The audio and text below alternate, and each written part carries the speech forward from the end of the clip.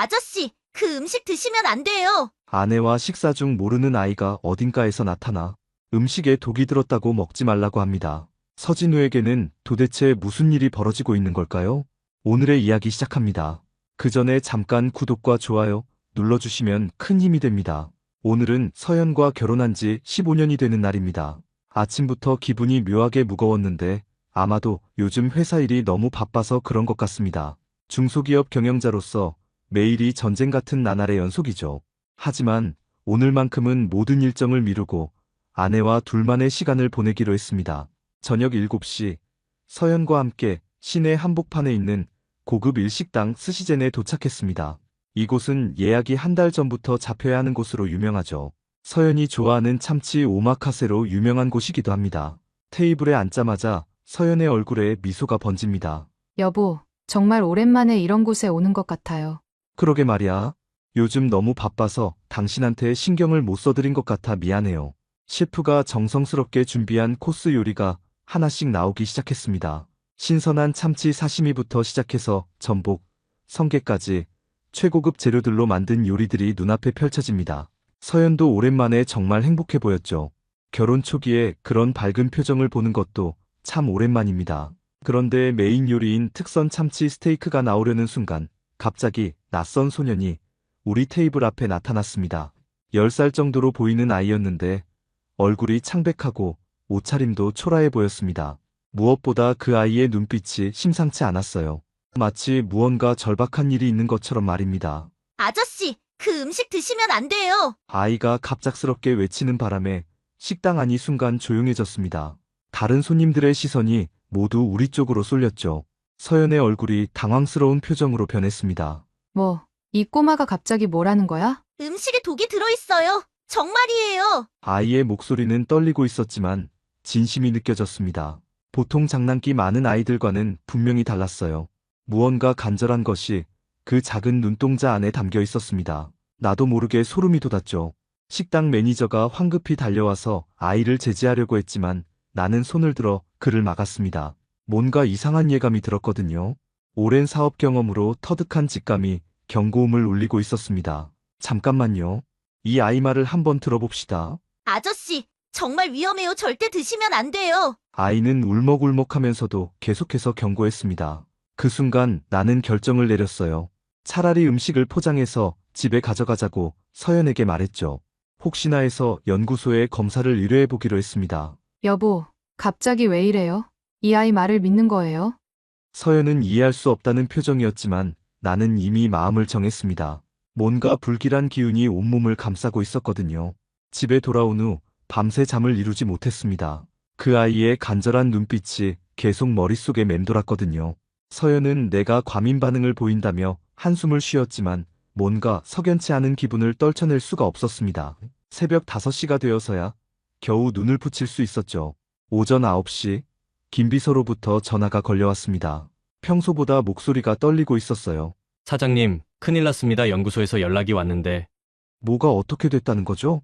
음식에서 독성 물질이 검출됐습니다. 그것도 치명적인 수준의 독이요. 순간 머리가 하얘졌습니다. 정말로 누군가 나를 죽이려고 했다는 얘기였거든요.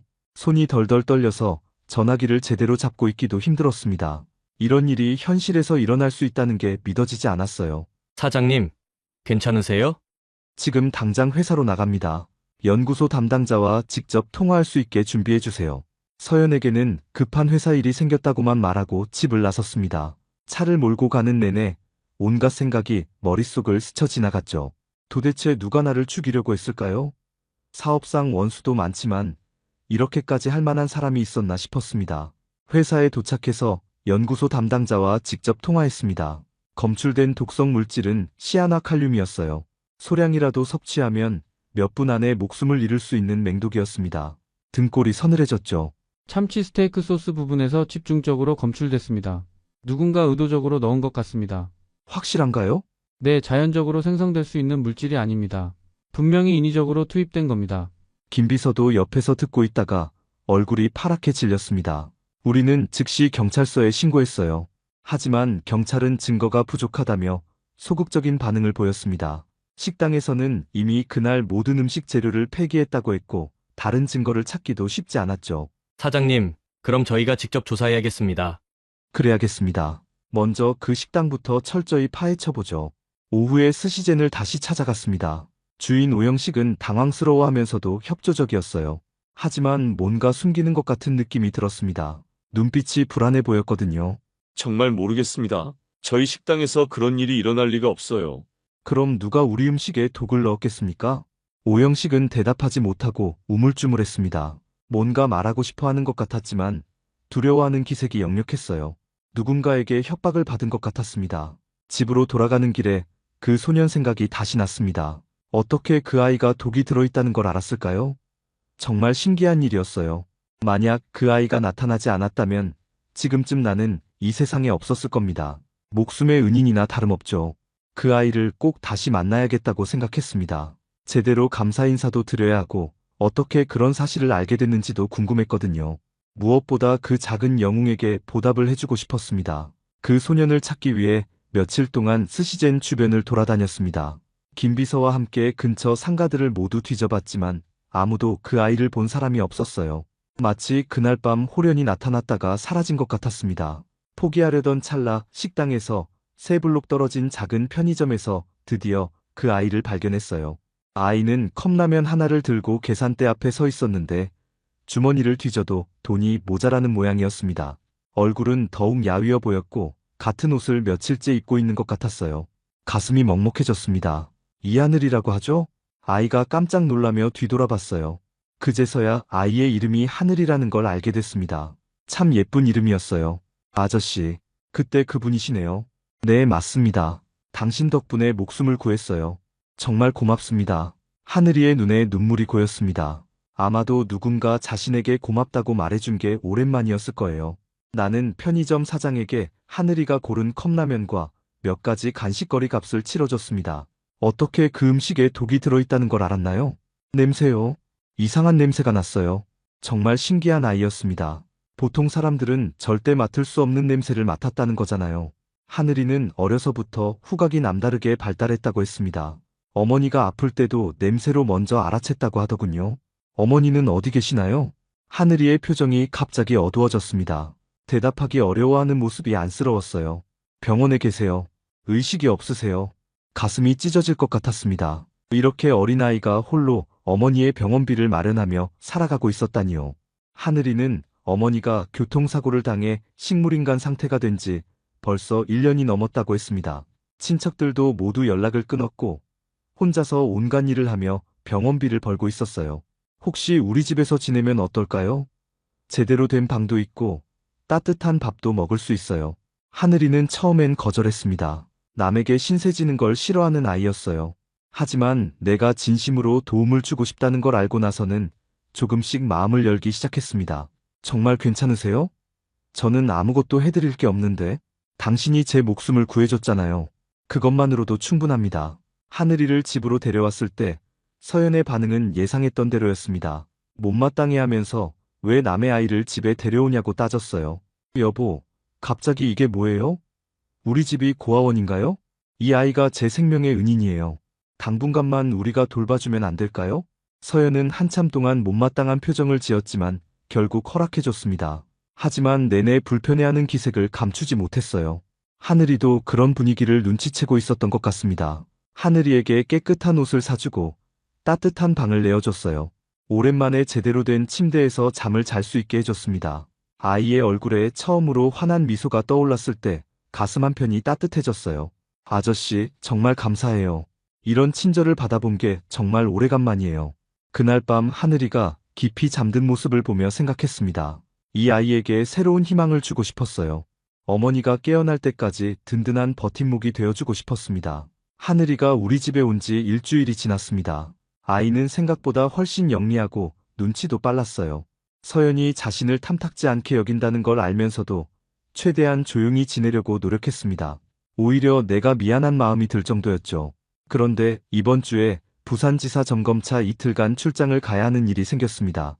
하늘이를 혼자 두고 가기가 걱정됐지만 중요한 계약건이라 어쩔 수 없었어요. 서연에게 하늘이를 잘 부탁한다고 말하고 출장길에 올랐습니다. 하늘아, 아저씨가 없는 동안 아줌마 말씀 잘 듣고 있어야 해요. 네, 걱정하지 마세요. 조용히 있을게요. 출장 첫날 저녁, 하늘이에게서 문자가 왔습니다. 평소처럼 안부를 묻는 내용이었는데 뭔가 이상했어요. 문체가 평소와 달리 어색하고 짧았거든요. 전화를 걸어봤지만 받지 않았습니다. 다음 날 오후, 부산에서 일정을 마치고 서울로 돌아오는 길에 하늘이에게서 급한 전화가 걸려왔어요. 아저씨, 지금 어디세요? 막 서울에 들어왔어. 왜 그래? 무슨 일 있어? 하늘이의 목소리는 떨리고 있었습니다. 뭔가 심각한 일이 일어난 것 같았어요. 아저씨, 아줌마가 다른 남자랑. 뭐라고? 천천히 말해봐. 아줌마가 어떤 남자와 만나고 있어요. 지금도 그 사람이 집에 와 있어요. 순간 머리가 하얘졌습니다. 설마 하는 생각이 들었지만 하늘이가 거짓말할 이유는 없었거든요. 급히 집으로 향했지만 이미 그 남자는 떠난 후였어요. 정확히 뭘 봤는지 말해줄 수 있어? 하늘이는 울먹이며 어제부터 본 일들을 자세히 설명해줬습니다. 서연이 모르는 남자와 거실에서 친밀하게 대화하는 모습, 함께 웃으며 술을 마시는 장면, 그리고 오늘은 그 남자가 아예 하루 종일 집에 있었다는 것까지요. 아저씨, 제가 뭔가 잘못 본 건 아니겠죠? 아니야, 하늘아. 네가 잘못한 게 아니야. 가슴이 터질 것 같았지만 하늘이 앞에서는 침착함을 유지해야 했습니다. 이런 일로 아이에게 상처를 주고 싶지 않았거든요. 다음 날 김 비서에게 은밀히 조사하도록 지시했습니다. 김 비서는 오랜 경험이 있는 사람이라 이런 일에도 능숙했어요. 며칠 후 그가 가져온 증거들을 보고 더욱 충격을 받았습니다. 사장님, 확인됐습니다. 상대방은 김 비서가 말을 망설였어요. 무언가 말하기 어려운 내용인 것 같았습니다. 누구죠? 그냥 말해보세요. 서도윤 씨입니다. 사장님의 동생분이요. 순간 온 세상이 무너지는 것 같았습니다. 아내가 바람을 피우는 것도 충격적이었는데 상대가 내 친동생이라니요. 도윤이는 어려서부터 내가 뒷바라지해온 동생이었거든요. 대학 등록금부터 시작해서 지금 하는 사업까지 모든 게 내 도움으로 이뤄진 거였는데. 그리고 사장님, 더 심각한 문제가 있습니다. 뭐가 또 있다는 거예요? 두 사람이 그 식당 사건과 연관되어 있을 가능성이 높습니다. 오영식과 도윤 씨가 만나는 장면을 포착했거든요. 이제 모든 퍼즐이 맞춰지기 시작했습니다. 서연과 도윤이 공모해서 나를 죽이려고 했던 거였어요. 아마도 내가 죽으면 회사와 재산을 차지하려는 계획이었을 겁니다. 분노와 배신감이 동시에 밀려왔지만 이상하게도 마음은 차가워졌습니다. 이제 복수를 계획할 시간이었어요. 가장 가까운 사람들에게 배신당했지만 하늘이라는 천사가 내 곁에 있다는 사실이 유일한 위안이었습니다. 그날 밤 잠을 한숨도 이루지 못했습니다. 15년 동안 함께 살아온 아내와 어려서부터 내 손으로 키운 동생이 합심해서 나를 죽이려 했다는 사실이 받아들여지지 않았어요. 하지만 감정에 휩쓸려서는 안 된다고 생각했습니다. 차근차근 계획을 세워야 했죠. 먼저 오영식을 만나기로 했습니다. 그가 이 일의 핵심 증인이었거든요. 스시젠을 다시 찾아갔을 때 오영식은 내 얼굴을 보자마자 당황스러워했어요. 이미 뭔가 들통날 것을 예상하고 있었던 모양입니다. 오 사장님, 솔직히 말해주세요. 누가 당신을 시켰습니까? 정말 모르겠습니다. 그런 일은, 증거는 이미 다 확보했어요. 서도윤과 만난 것도 다 알고 있습니다. 오영식의 얼굴이 새하얘졌어요. 한참 동안 고민하더니 결국 입을 열었습니다. 사장님, 저도 어쩔 수 없었어요. 협박을 받았거든요. 무슨 협박을 받았다는 거죠? 오영식은 떨리는 목소리로 모든 진실을 털어놨습니다. 도윤이 찾아와서 내 음식에 독을 넣으라고 했다는 것, 만약 거절하면 식당을 망하게 하겠다고 협박했다는 것, 그리고 서연도 이 계획을 알고 있었다는 사실까지요.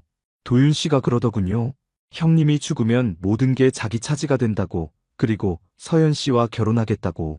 가슴이 찢어질 것 같았지만 표정은 차갑게 유지했습니다.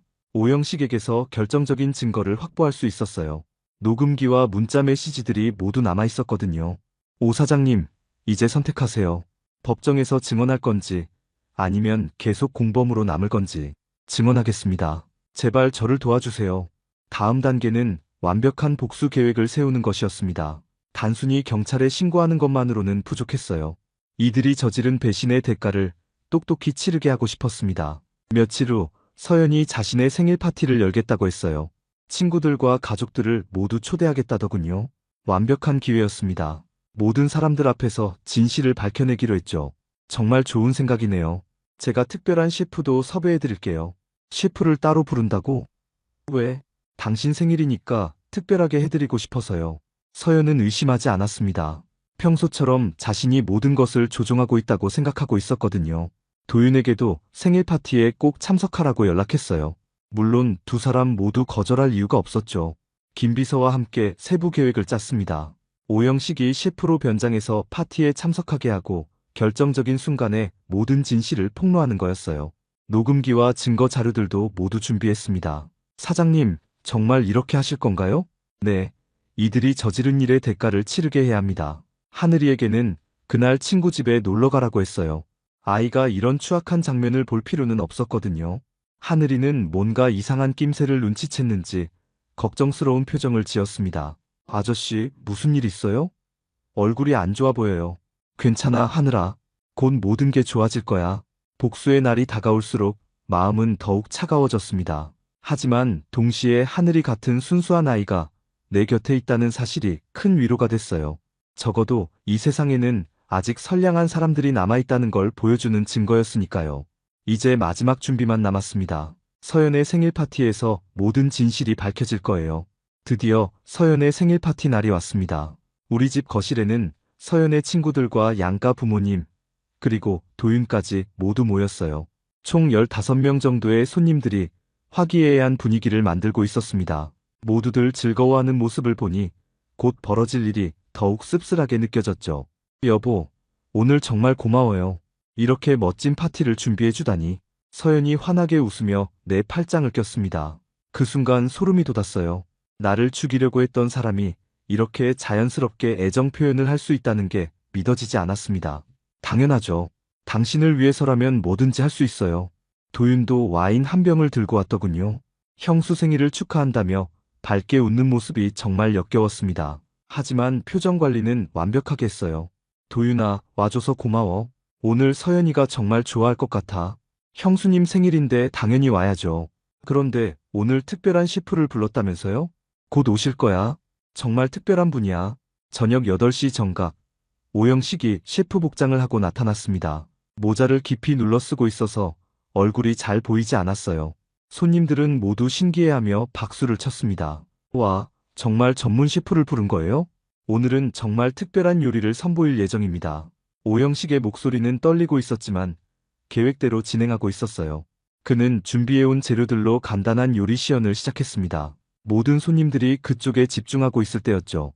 그런데 요리를 시작하기 전에 먼저 말씀드리고 싶은 게 있습니다. 오영식이 모자를 벗었습니다. 서연과 도윤의 얼굴이 순간 하얘졌어요. 드디어 정체가 드러난 거였죠. 저는 스시젠의 오영식입니다. 오늘 여러분께 중요한 진실을 말씀드리러 왔어요.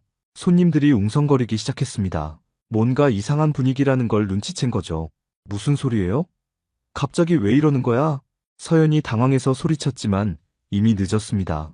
오영식은 준비해온 녹음기를 꺼내 재생 버튼을 눌렀어요. 형님이 죽으면 모든 게 내 차지가 되는 거야. 서연아, 우리 계획대로 하자. 도윤의 목소리가 선명하게 들렸습니다. 거실이 순식간에 조용해졌어요. 모든 사람들이 충격을 받은 표정으로 서연과 도윤을 바라봤습니다. 이건 조작된 거예요.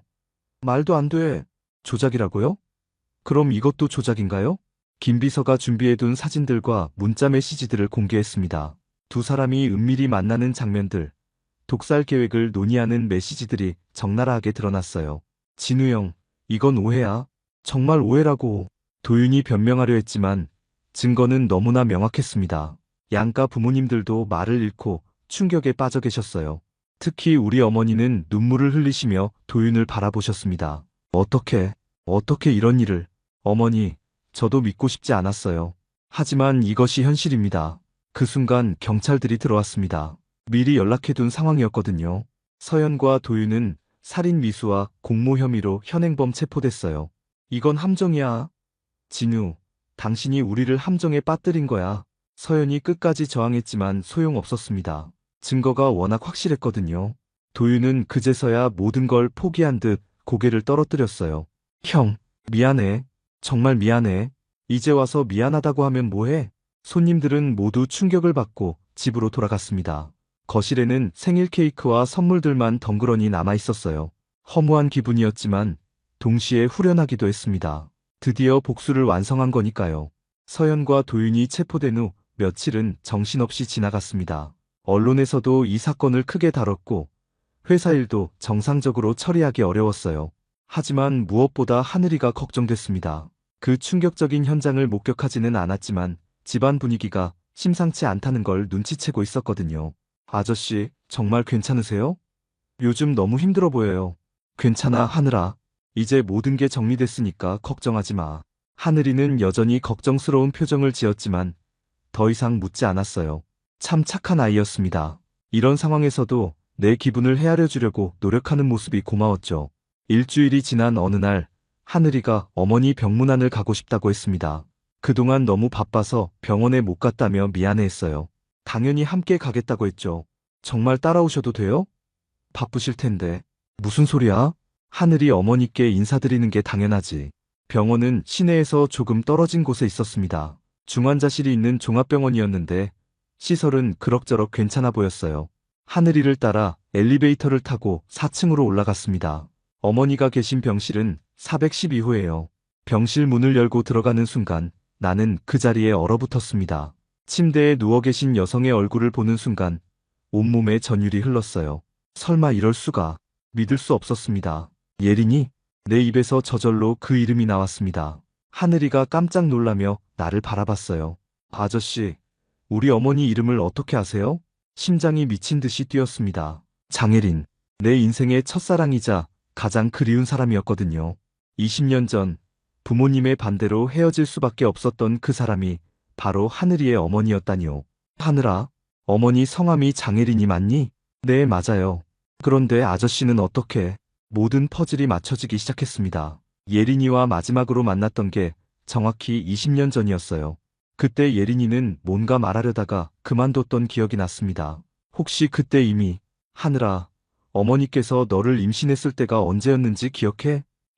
정확히는 모르겠지만 제가 올해 11살이니까 20년 전쯤일 거예요. 가슴이 터질 것 같았습니다. 시기가 정확히 일치했어요. 예린이와 헤어진 직후였죠.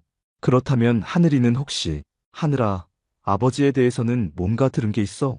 하늘이는 고개를 저었습니다. 어머니가 아버지에 대해서는 절대 말해주지 않았다고 했어요. 다만 아버지를 정말 사랑했고 지금도 사랑하고 있다고만 했다더군요. 예린이의 손을 잡았을 때 따뜻함이 전해져 왔습니다. 비록 의식은 없었지만 여전히 아름다웠어요. 20년이라는 세월이 흘렀지만 내 마음속에 그 모습 그대로였습니다. 예린아, 정말 오랜만이야. 내가 너무 늦게 찾아온 것 같아 미안해. 그날 병원에서 돌아온 후 김비서에게 은밀히 조사를 부탁했습니다. 하늘이의 출생 기록과 예린이의 과거 행적을 알아보라고 했어요. 며칠 후 결과가 나왔을 때 내 추측이 맞다는 걸 확인할 수 있었습니다. 사장님, DNA 검사 결과가 나왔습니다. 결과가 어떻게 됐죠? 하늘이가 사장님의 친아들이 맞습니다. 확률이 99.9%예요. 그 순간 눈앞이 흐릿해졌습니다. 하늘이가 내 아들이었던 거예요. 운명이 우리를 다시 만나게 해준 거였습니다. 그래서 그 아이가 그렇게 특별하게 느껴졌던 거였을까요? 이제 하늘이에게 진실을 말해야 할 시간이었습니다. 아이가 이 사실을 어떻게 받아들일지 걱정되었지만 언젠가는 알아야 할 일이었죠. 하늘이에게 진실을 말하기까지 며칠이 더 걸렸습니다. 어떻게 시작해야 할지, 어떤 반응을 보일지 온갖 걱정이 머릿속을 맴돌았어요. 하지만 더 이상 미룰 수는 없었습니다. 아이도 뭔가 이상하다는 걸 눈치채고 있었거든요. 토요일 오후, 집 뒷마당에서 하늘이와 단둘이 앉아 있을 때 용기를 냈습니다. 하늘아, 너에게 중요한 이야기가 있어. 네, 무슨 이야기예요? 하늘이는 평소처럼 맑은 눈으로 나를 바라봤어요. 그 순수한 눈빛을 보니 더욱 조심스러워졌습니다. 사실, 아저씨가 너의 아버지일 수도 있어. 한참 동안 침묵이 흘렀습니다. 하늘이는 믿을 수 없다는 표정으로 나를 바라봤어요. 정말이에요? 아저씨가 제 아빠라는 거예요? DNA 검사 결과가 나왔어. 우리는 정말 부자 사이야. 하늘이의 눈에서 눈물이 흘러내렸습니다. 하지만 슬픈 눈물이 아니라 기쁨의 눈물이었어요. 그럼 어머니가 항상 말씀하신 그분이 아저씨였던 거예요? 정말 사랑하는 사람이라고 하셨거든요. 그래, 맞아. 아저씨도 어머니를 정말 많이 사랑했어. 지금도 사랑하고 있고. 그날부터 우리의 관계는 완전히 달라졌습니다. 더 이상 남의 아이를 돌봐주는 게 아니라 진짜 아버지와 아들이 된 거였죠. 하늘이도 처음에는 어색해했지만 점차 아빠라고 부르기 시작했어요. 아빠, 정말 신기해요. 제가 아빠를 구해드린 거였네요. 그러게 말이야. 운명이 우리를 만나게 해준 것 같아. 예린이를 더 좋은 병원으로 옮기는 것이 첫 번째 일이었습니다. 국내 최고 수준의 재활치료시설을 갖춘 대학병원으로 전원했어요. 담당 의사는 희망적인 전망을 들려줬습니다. 장기간 의식불명 상태였지만 뇌파 검사 결과는 나쁘지 않습니다. 꾸준한 치료를 받으면 깨어날 가능성이 충분해요. 매일 저녁 하늘이와 함께 병원에 가서 예린이 곁을 지켰습니다. 하늘이는 어머니 손을 잡고 하루 있었던 일들을 이야기해줬어요. 이제 아빠가 생겼다는 소식도 들려줬죠. 어머니, 이제 우리 정말 가족이 됐어요. 아빠가 어머니를 깨워주실 거예요. 한 달 후, 법원에서 하늘이의 정식 입양 절차가 완료됐습니다. 이제 법적으로도 우리는 진짜 부자가 된 거였어요. 하늘이는 그날 정말 행복해했습니다. 아빠, 이제 정말 저희 성씨가 같아졌네요. 서하늘, 좋은 이름이에요. 그래, 하늘아. 이제 우리는 진짜 가족이야. 회사도 점차 안정을 찾아갔습니다. 서연과 도윤의 사건은 법정에서 처리되고 있었고 나는 새로운 출발을 준비하고 있었어요. 무엇보다 하늘이와 함께하는 일상이 너무나 소중했습니다. 어느 날 저녁 하늘이가 갑자기 말했어요. 아빠, 처음에 아빠를 독에서 구해드린 것도 사실 운명이었던 것 같아요. 왜 그렇게 생각해? 만약 그때 아빠가 독을 드셨다면 우리가 가족이 될 기회도 없었잖아요. 어머니께서 하늘에서 저를 보내주신 것 같아요. 정말 하늘이의 말이 맞는 것 같았습니다. 모든 게 운명이었던 거죠. 가장 절망적인 순간에 나타난 작은 천사가 나를 구원해줬고 결국 우리를 진짜 가족으로 만들어준 거였습니다. 그래, 하늘아. 너는 정말 아빠의 천사야. 매일 밤 하늘이와 함께 예린이가 깨어나는 날을 기다리며 기도했습니다. 언젠가 세 사람이 모두 함께 식탁에 앉아 식사할 수 있는 날이 올 거라고 믿었어요. 비록 지금은 예린이가 잠들어 있지만 우리의 사랑이 그녀를 깨워줄 거라고 확신했습니다. 하늘이와 함께하는 새로운 삶이 시작됐습니다. 과거의 배신과 상처는 이제 추억이 됐고 진정한 가족의 사랑을 느낄 수 있게 됐어요. 운명이 우리에게 준 두 번째 기회를 소중히 여기며 희망찬 미래를 향해 나아가고 있습니다. 오늘도 귀한 시간 내어 끝까지 시청해주신 구독자 여러분 진심으로 감사드립니다. 오늘의 이야기가 마음을 울렸다면 구독과 좋아요, 댓글 부탁드립니다. 어머님께서 서연이를 정말 사랑하신다면 아이의 앞날을 위해서라도 결혼식은 참석 안 하셨으면 해요. 생선장사 영자가 딸 결혼식 참석을 거부당했지만 30년 전 떠났던 남편이 헬리콥터로 나타나 그녀를 데려갑니다. 하얀 웨딩드레스 입은 딸이 분홍 한복 입은 엄마를 보고 눈물 흘리며 달려오고 모든 하객들이 감동받는 극적 반전의 이야기가 시작됩니다. 그 전에 잠깐 구독과 좋아요 눌러주세요. 새벽 5시 알람이 울리기도 전에 눈이 떠집니다. 30년 넘게 이어온 습관이죠. 손목 시계를 확인하니 정확히 4시 55분. 언제나 그랬듯이 몸이 먼저 기억하고 있어요. 찬 바닥에 발을 디디며 일어나 세면대로 향합니다. 거울 속 내 모습을 보니 어느새 55이 되었구나 싶어요. 주름이 깊어진 얼굴, 거칠어진 손등을 보며 새삼 세월의 무게를 느끼죠. 하지만 오늘도 해야 할 일이 있으니까 서둘러 얼굴을 씻고 머리를 묶습니다. 부엌에서 간단히 밥을 먹고 나니 벌써 5시 반. 시장으로 나갈 시간이에요. 낡은 트럭에 올라타며 오늘도 하루가 시작된다는 생각이 듭니다.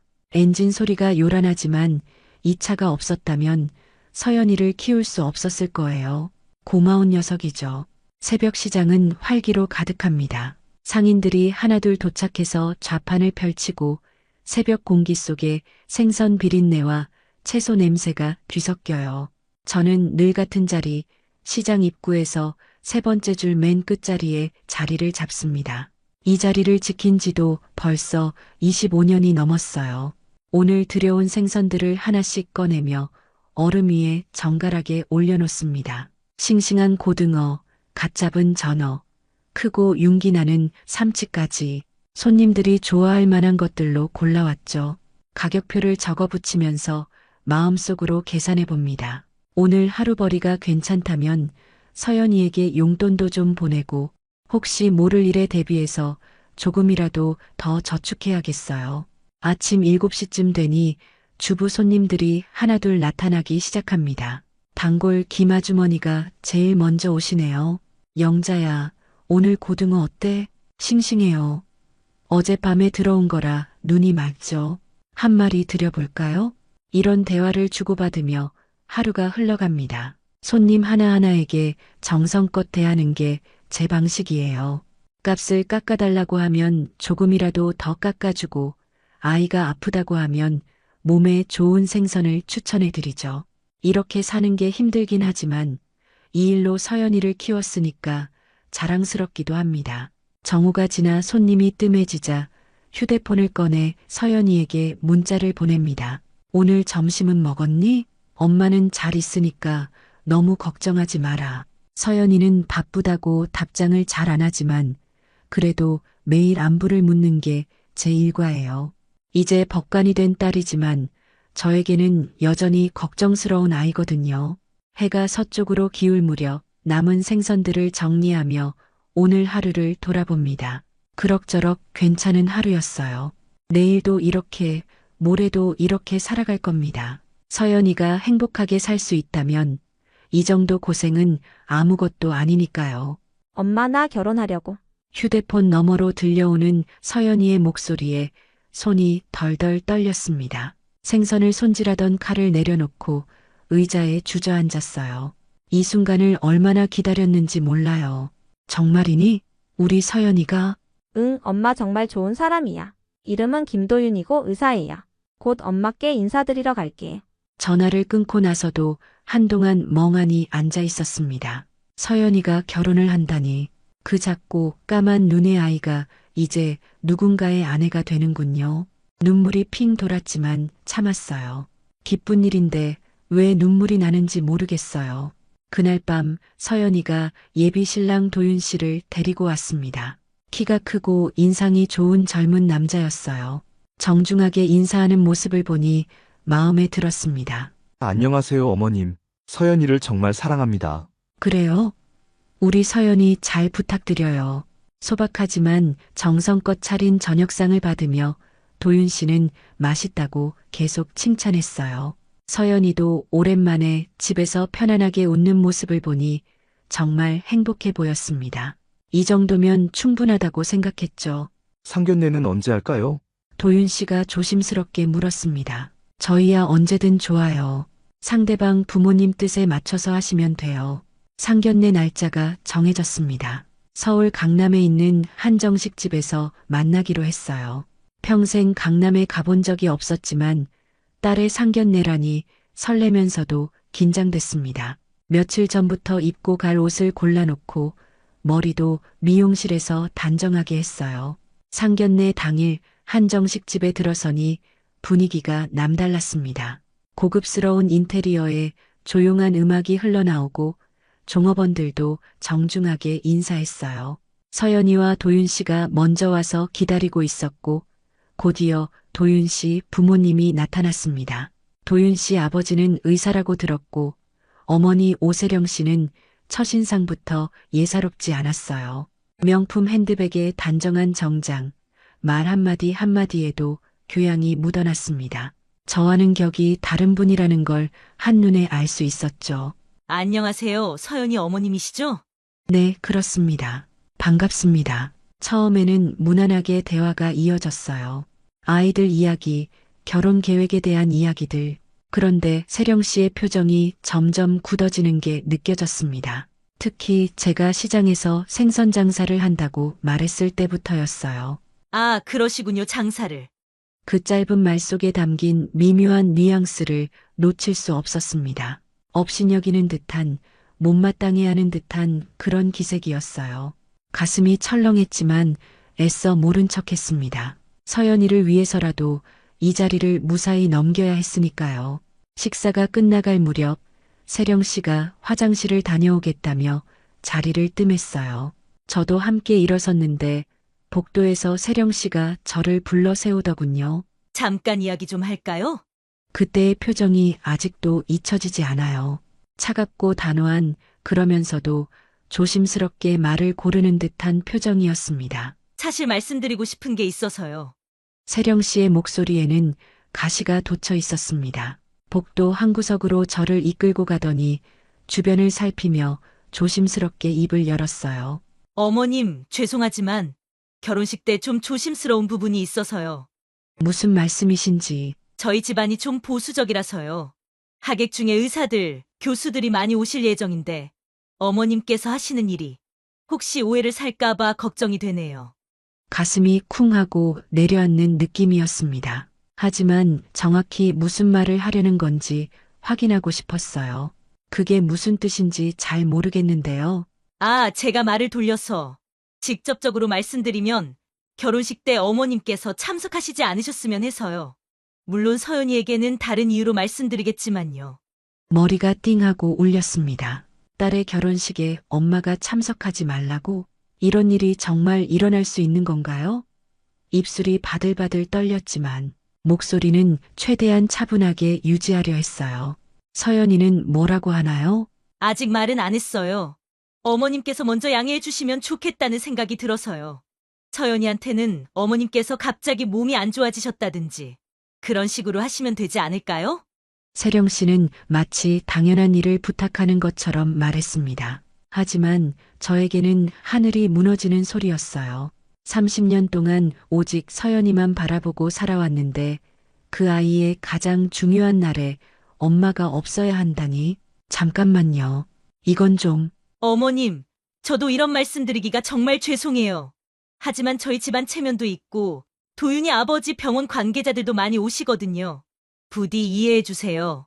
돌아가는 길이 기억나지 않습니다. 서연이와 도윤 씨는 뭔가 이상하다는 듯 저를 바라봤지만 아무 말도 할 수 없었어요. 괜찮다. 피곤해서 그래라고 둘러댔죠. 집에 돌아와서야 무너져 내렸습니다. 방바닥에 주저앉아 한참을 울었어요. 30해 동안 생선 비린내를 맡으며 살아온 게 그렇게 부끄러운 일이었나요? 손에 밴 생선 냄새, 거칠어진 손바닥, 남루한 옷차림이 그렇게 창피한 일이었던가요? 그날 밤 세령 씨에게서 전화가 왔습니다. 어머님, 오늘 이야기 좀 더 생각해 보셨어요? 아직. 어머님께서 서연이를 정말 사랑하신다면 아이의 앞날을 위해서라도 이해해 주세요. 결혼식은 단 하루지만 그 하루가 평생을 좌우할 수도 있거든요. 전화를 끊고 나서 밤새 잠을 이루지 못했습니다. 창밖을 내다보며 생각했어요. 정말 서연이를 위하는 일이 뒤로 물러서는 것일까? 아니면 당당하게 딸 곁에 서는 것일까? 새벽이 되어서야 결심했습니다. 서연이에게는 아무 말도 하지 않겠다고. 아이가 행복하게 결혼할 수 있다면 저 하나쯤 없어도 되지 않을까요? 그렇게 자신을 설득하려 했어요.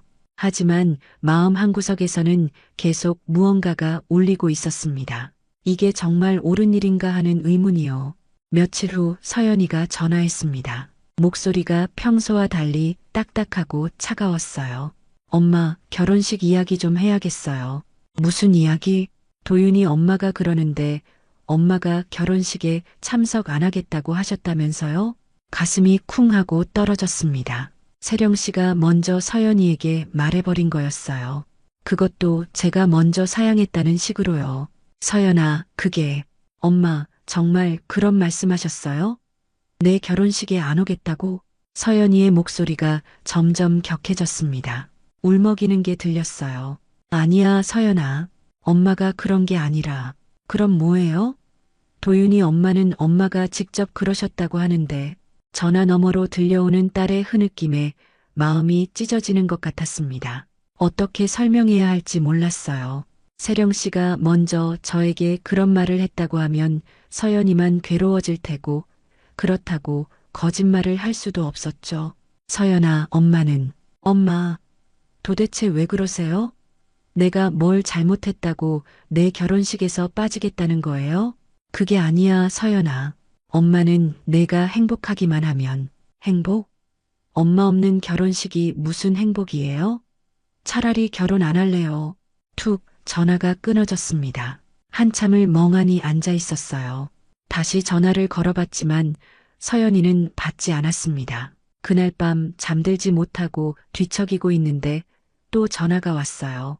서연이인 줄 알고 급하게 받았는데 세령 씨 목소리였습니다. 어머님, 서연이가 갑자기 결혼을 취소한다고 하네요. 이게 무슨 일이에요? 그게 어머님께서 참석 안 하신다고 하니까 아이가 완전히 돌변했어요. 제발 서연이를 설득해 주세요. 어머님 때문에 이 결혼이 깨질 수는 없잖아요. 어머님 때문에라는 말이 가슴에 박혔습니다. 결국 모든 게 제 탓이라는 거네요. 제가 어떻게 해야 할까요? 어머님께서 먼저 서연이한테 전화하셔서 몸이 안 좋아서 참석 못하겠다고 하세요. 그러면 아이도 이해할 거예요. 전화를 끊고 나서 한참을 생각했습니다. 정말 이렇게 거짓말을 해야 하는 건가요? 딸에게 거짓말을 하면서까지 이 결혼을 성사시켜야 하는 건가요? 그때 문득 한 사람이 떠올랐습니다. 서연이 아버지 문정우. 30년 전 우리를 떠났지만 가끔 서연이에게 용돈을 보내오곤 했던 그 사람. 지금은 사업을 해서 잘 산다고 들었어요. 손이 떨리면서도 정우에게 전화를 걸었습니다. 한 번도 개인적인 부탁을 해본 적이 없었는데 이번만큼은 도움이 필요했어요. 정우 씨, 영자야? 무슨 일이야? 이 시간에 웬 전화? 서연이 결혼 이야기 들었죠? 응, 들었어. 좋은 일이네. 목이 메어서 한참 말을 잇지 못했습니다. 그러자 정우가 먼저 물었어요. 무슨 일 있어? 목소리가 이상한데 그제야 모든 걸 털어놓았습니다. 세령 씨가 한 말, 서연이가 결혼을 취소하겠다고 한 것까지. 정우는 한동안 말이 없더니 낮은 목소리로 말했습니다. 그 사람들이 감히 그런 소리를 했어? 우리 서연이 엄마한테? 정우 씨, 어떻게 해야 할까요? 서연이는 결혼 안 한다고 하고 저는 정말 모르겠어요. 영자야, 이번만큼은 내가 나설게. 서연이도 너도 내가 지킬게. 정우와의 통화를 마치고 나서도 마음이 편하지 않았습니다. 30년 전 우리를 떠났던 그 사람에게 의지하고 있는 내 모습이 초라하게 느껴졌어요. 하지만 지금 상황에서는 달리 방법이 없었죠. 다음 날 아침 시장에 나가서도 일이 손에 잡히지 않았습니다. 평소라면 손님들과 정겹게 이야기를 나누곤 했는데 그날은 대답도 성의 없이 했어요. 단골 김아주머니가 걱정스럽게 물어봤습니다. 영자야, 무슨 일 있어? 얼굴이 왜 그래? 아니에요, 괜찮아요. 괜찮긴 뭐가 괜찮아. 딱 봐도 뭔가 있잖아. 김아주머니는 오래된 단골이라 저를 잘 아시는 분이에요. 결국 모든 이야기를 털어놓았습니다. 들어주실 분이 필요했거든요. 어머, 그런 일이, 요즘 세상에 그런 일이 어떻게, 제가 뭘 잘못한 걸까요? 정말 서연이 앞길에 방해가 되는 걸까요? 무슨 소리야? 너 같은 엄마가 어디 있어? 평생 그 아이 하나만 바라보고 살았으면서 김아주머니의 위로가 고마웠지만 마음속 무거움은 가시지 않았어요. 그날 저녁 서연이에게서 전화가 왔습니다. 사흘 만이었어요. 엄마, 서연아, 엄마 미안해요. 그날 너무 화를 냈어요. 아니야, 엄마가 미안하다. 엄마, 정말 결혼식에 안 올 거예요? 정말로? 목이 막혔습니다. 어떤 대답을 해야 할지 몰랐어요. 거짓말을 하자니 양심에 찔리고 진실을 말하자니 서연이만 괴로워할 것 같았거든요.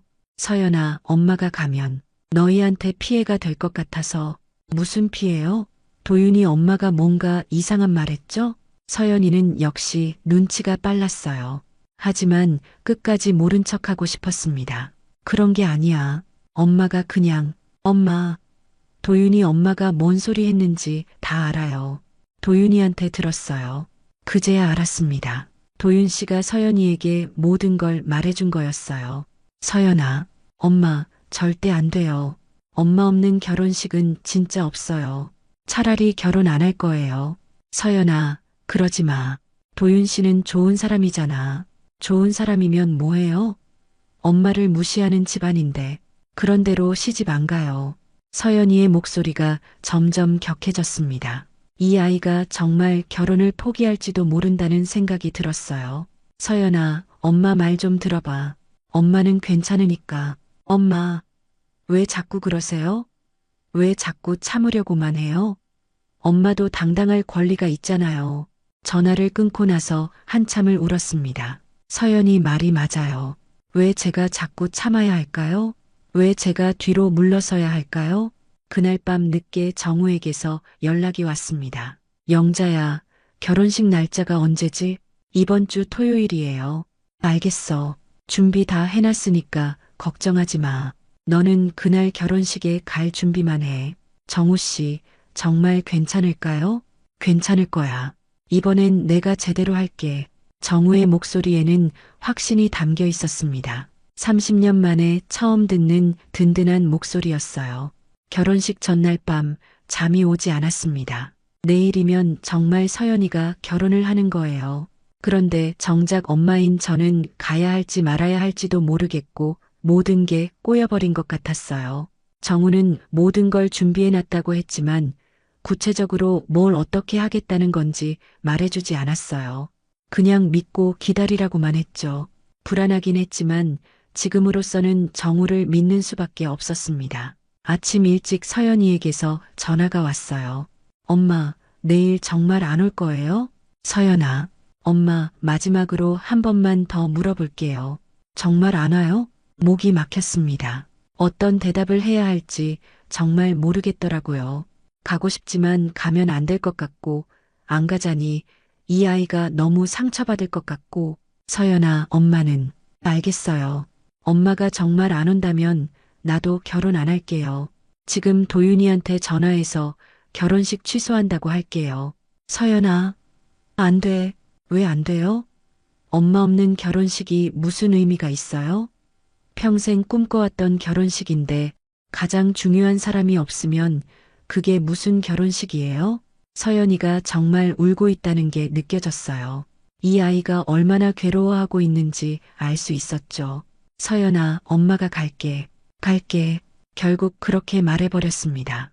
정우가 뭘 어떻게 하겠다는 건지 모르겠지만 일단 딸에게는 가겠다고 약속할 수밖에 없었어요. 정말요? 진짜 올 거예요? 응, 갈게. 우리 서연이 결혼식에 엄마가 어떻게 안 가겠니? 전화를 끊고 나서 한숨을 쉬었습니다. 약속은 했지만 정말 어떻게 될지 모르겠어요. 세령 씨가 저를 보면 뭐라고 할까요? 하객들 앞에서 창피를 당하지는 않을까요? 정우쯤 정우에게서 전화가 왔습니다. 영자야, 준비됐어? 정우 씨, 정말 괜찮을까요? 저 때문에 서연이만 고생하는 건 아닐까요? 영자야, 이제 그런 소리 하지 마. 너는 당당히 갈 권리가 있어. 아니, 갈 의무가 있어. 서연이 엄마잖아. 그렇긴 하지만 믿어, 영자야. 이번만큼은 내가 제대로 할게. 너는 그냥 가장 예쁜 옷 입고 나와. 오후에 미용실에 가서 머리를 했습니다. 평생 파마만 해오던 제가 정성스럽게 머리를 세팅했어요. 집에 돌아와서는 몇 년 전 서연이가 사준 분홍색 한복을 꺼냈습니다. 한 번도 입어볼 기회가 없었던 옷이었는데 내일이야말로 입을 때인 것 같았어요. 거울 앞에 서니 낯선 제 모습이 보였습니다. 평소와는 다른 좀 더 단정하고 품이 있어 보이는 모습이었어요. 이런 모습으로도 창피하다고 할까요? 저녁 무렵 정우에게서 마지막 연락이 왔습니다. 영자야, 내일 아침 10시에 집 앞으로 나와. 내가 데리러 갈게. 어떻게 오실 건데요? 그건 와서 확인해. 그리고 영자야, 내일은 정말 당당하게 해. 알겠지? 네. 서연이 엄마로서 당당하게 서. 그게 너의 자리야. 전화를 끊고 나서 마음이 조금 진정됐습니다. 정우의 말이 맞아요. 저는 서연이 엄마예요. 그 누구보다도 당당할 자격이 있는 사람이죠. 결혼식 당일 아침 6시에 잠에서 깼습니다. 평소보다 일찍 일어났지만 잠이 더 오지 않았어요. 가슴이 두근거리고 손이 떨렸습니다. 오늘이 바로 그날이구나 싶었죠. 세수를 하고 분홍색 한복을 입었습니다. 거울을 보니 평소와는 다른 제 모습이 보였어요. 한복이 잘 어울린다고 서연이가 사준 옷인데 정말 오늘 입게 될 줄은 몰랐죠. 머리핀도 예쁘게 꽂고 서연이가 선물해준 목걸이도 했습니다. 아침을 먹으려 했지만 목으로 넘어가지 않았어요. 긴장해서 그런지 입맛이 없었습니다. 대신 따뜻한 차 한 잔으로 대신했어요. 9시 반쯤 되니 정말 떨려서 견딜 수가 없었습니다. 정우가 어떤 방법으로 저를 데리러 올지도 궁금했고 결혼식장에 가서 무슨 일이 벌어질지도 걱정됐어요. 세령 씨가 저를 보고 뭐라고 할까요? 하객들은 또 어떤 눈으로 볼까요? 10시 정각 집 앞에서 이상한 소리가 들렸습니다. 웅웅거리는 소리, 바람이 세게 부는 것 같은 소리였어요. 창문을 열고 내다보니 까맣고 커다란 헬리콥터가 우리 집 앞 공터에 내려앉고 있었습니다. 어머나, 이런 일이 실제로 일어날 줄은 꿈에도 몰랐어요. 헬리콥터라니, 정우가 이런 걸 준비했다는 거예요? 온 동네 사람들이 다 나와서 구경하고 있었습니다. 헬리콥터에서 정우가 내려왔어요. 정장을 단정하게 차려입고 예전보다 늙긴 했지만 여전히 듬직해 보였습니다. 제게 다가와서 손을 내밀더군요. 영자야, 준비됐어? 정우 씨, 이게 대체 오늘만큼은 서연이 엄마답게 당당하게 가자. 그 누구도 너를 무시하지 못하게. 헬리콥터에 타는 순간이 정말 떨렸어요. 평생 이런 걸 타볼 줄은 몰랐거든요. 하지만 이상하게도 마음이 든든해졌습니다. 정우가 이렇게까지 해준다는 게 고마웠어요. 하늘에서 내려다본 세상은 정말 달랐습니다. 작은 집들, 구불구불한 도로들, 멀리 보이는 바다까지. 서연이가 어릴 때 엄마 나중에 비행기 타고 여행 가자고 했던 말이 생각났어요. 그때는 그냥 꿈 같은 소리라고 생각했는데 이렇게 하늘을 날게 될 줄이야. 영자야, 긴장하지 마. 오늘은 너의 날이야. 정우의 말에 고개를 끄덕였습니다. 그래요. 오늘은 제 딸이 결혼하는 날이에요. 그 누구보다도 당당할 자격이 있는 저의 날이죠. 결혼식장 리조트가 보였습니다. 넓은 잔디밭에 하얀 천막이 쳐져 있고 많은 사람들이 모여 있었어요. 헬리콥터가 착륙하자 모든 사람들이 이쪽을 바라봤습니다. 헬리콥터에서 내리는 순간 모든 시선이 저에게 집중됐어요. 하객들이 수군거리는 소리가 들렸습니다. 저분이 누구지? 헬리콥터를 타고 그때 서연이가 저를 보고 달려왔어요. 하얀 웨딩드레스를 입은 제 딸이 눈물을 흘리며 저에게 안겼습니다. 엄마, 정말 왔어요. 우리 서연아, 엄마가 어떻게 안 오겠니? 서연이를 안고 있는데 눈물이 났어요. 이 순간만은 정말 행복했습니다. 그 어떤 시선도, 그 어떤 말도 상관없었어요. 제 딸이 행복해하는 모습을 보니 그것만으로도 충분했거든요. 서연이와 안고 있는데 저 멀리서 세령 씨가 다가오는 게 보였습니다. 얼굴이 하얗게 질려 있었어요. 분명 제가 이렇게 나타날 줄은 몰랐을 거예요. 이게 무슨... 세령 씨가 말을 잇지 못하고 있을 때 정우가 제 옆에 섰습니다. 조용하지만 단호한 목소리로 말했어요. 안녕하세요. 저는 서연이 아버지 문정우입니다. 늦었지만 인사드립니다. 정우의 당당한 모습에 세령 씨가 당황하는 게 역력했어요. 헬리콥터를 타고 온 것도 그렇고 정우의 분위기도 만만치 않았으니까요. 서연이 엄마한테 결혼식에 참석하지 말라고 하셨다면서요? 정우의 질문에 세령 씨는 말문이 막힌 듯 보였습니다. 주변 하객들이 다 듣고 있는 상황이었거든요. 그게 오해가 있었던 것 같은데. 오해요? 딸 결혼식에 엄마가 참석하지 말라는 게 오해인가요? 하객들 사이에서 웅성거리는 소리가 들렸어요. 의사들, 교수들이라고 했던 그 사람들이 저희를 신기하게 바라보고 있었습니다. 하지만 이상하게 창피하지 않았어요. 오히려 가슴이 뻥 뚫린 것 같았죠. 그때 도윤 씨가 나타났습니다. 정장을 말끔히 차려입었지만 표정이 어두웠어요. 저에게 깊이 고개를 숙이더군요. 어머님, 정말 죄송합니다. 제가 어머니를 제대로 못 말렸어요. 도윤 씨가 정말 미안해하는 모습이 보였어요. 이 사람은 나쁜 사람이 아니구나 싶었습니다. 괜찮아요, 도윤 씨. 이제 됐어요. 주변에서 하객들이 저희를 바라보고 있었지만 더 이상 무섭지 않았어요. 서연이가 제 팔을 꼭 잡고 있었고 정우가 제 옆에 서 있었으니까요. 이제 예식 시작할까요? 사회자가 조심스럽게 물었습니다. 세령 씨는 아직도 어리둥절한 표정이었지만 더 이상 뭐라고 할 수는 없는 상황이었어요. 예식이 시작됐습니다. 서연이가 도윤 씨와 함께 단상에 올라서는 모습을 보니 정말 예뻤어요. 하얀 드레스를 입은 제 딸이 이렇게 아름다울 줄 몰랐습니다. 이제 신부 어머니께서 축사를 해주시겠습니다. 갑자기 마이크가 제게 건네졌어요. 미리 준비한 말은 없었지만 하고 싶은 말이 있었습니다. 안녕하세요. 서연이 어머니 한영자입니다. 목소리가 떨렸지만 계속했어요. 30년 동안 생선 장사를 하면서 딸 하나 키웠습니다. 손에 생선 비린내가 배고 옷도 변변치 않지만 제 딸을 세상에서 가장 사랑하는 엄마입니다. 하객들이 조용히 들어주고 있었어요. 오늘 딸이 좋은 사람 만나서 결혼하게 됐는데 한때는 제가 참석하지 못할 뻔했습니다. 제 신분이 부끄럽다고 딸에게 피해가 된다고 해서요. 세령 씨의 얼굴이 붉어졌어요. 하지만 깨달았습니다. 딸 결혼식에 엄마가 빠지는 법은 없다는 걸요. 저는 당당한 서연이 엄마입니다. 그것만으로도 충분해요.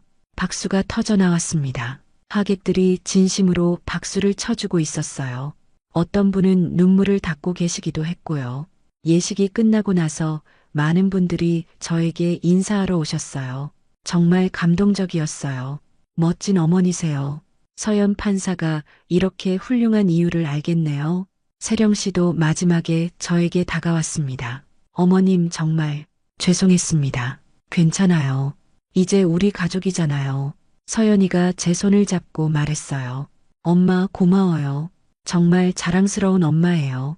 우리 서연아, 엄마도 내가 자랑스럽다. 그날 밤 집에 돌아와서 한복을 벗으며 거울을 봤어요. 오늘 하루 정말 당당했던 저의 모습이 보였습니다. 생선장사 한영자가 아니라 서연이 엄마 한영자로서 당당하게 섰던 하루였어요. 정우가 마지막에 말했습니다. 영자야, 앞으로는 누구 앞에서든 당당하게 살아. 너는 그럴 자격이 있는 사람이야. 하지만 마음 한구석에서는 아직도 무언가가 무거웠어요.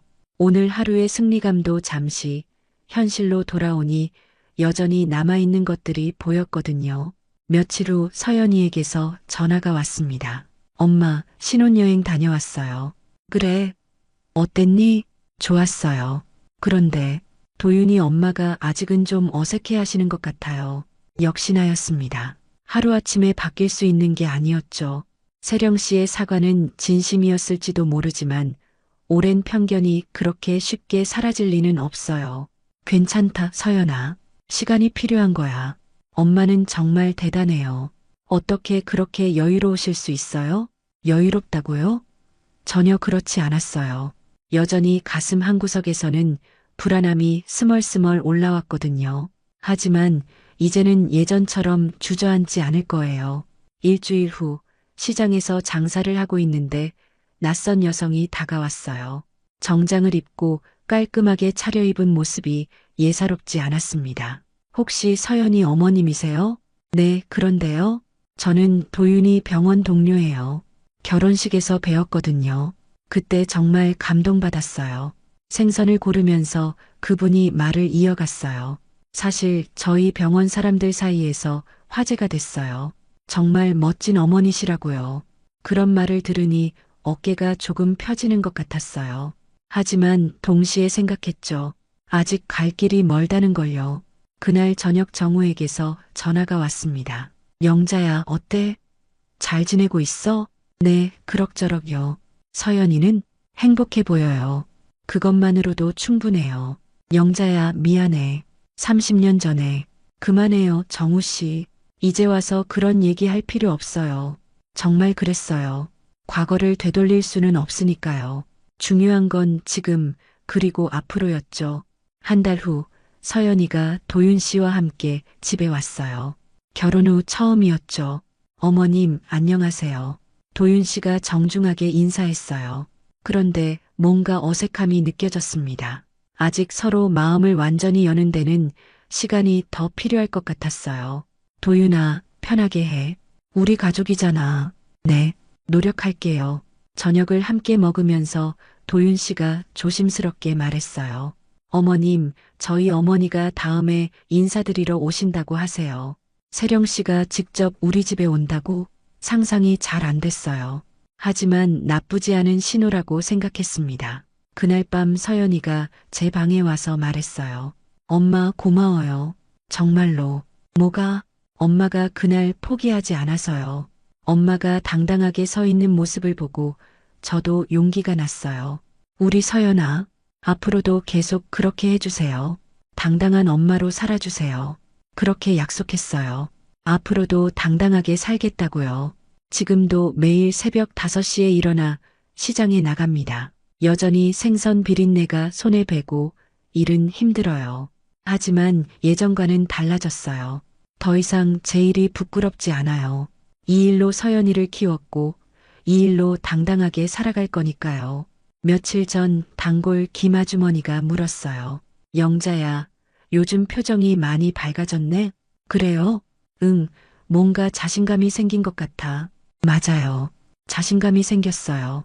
아직도 가끔은 불안하고 세령 씨와의 관계도 완전히 편해진 건 아니지만 이제는 알거든요. 제가 누구인지, 제가 어떤 사람인지를요. 서연이 엄마 한영자. 그것만으로도 충분히 자랑스러운 사람이에요. 오늘도 귀한 시간 내어 끝까지 시청해주신 구독자 여러분 진심으로 감사드립니다. 오늘의 이야기가 마음을 울렸다면 구독과 좋아요, 댓글 부탁드립니다.